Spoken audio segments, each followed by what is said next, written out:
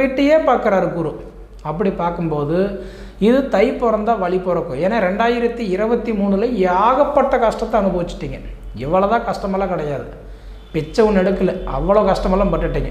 கிட்டத்தட்ட 7.5 வருஷம் 7.5 சனியெல்லாம் தாண்டி இப்போ ஓரளவுக்கு பரவாயில்லான்னு சொல்லக்கூடிய இந்த ஒரு வருஷ காலமாக தான் உங்களுக்கு இந்த 7.5 சனி முடிஞ்சு போய் உக்காந்துருக்குறீங்க. அப்படி இருக்கும்போது இந்த உடைய தனுசு ராசிக்கு குருவுடைய பார்வை இப்போ படும்போது கண்டிப்பாக குரு வந்து கொடுத்தா கோடி கோடியாக கொடுத்துருவாருன்னு சொல்லுவாங்க.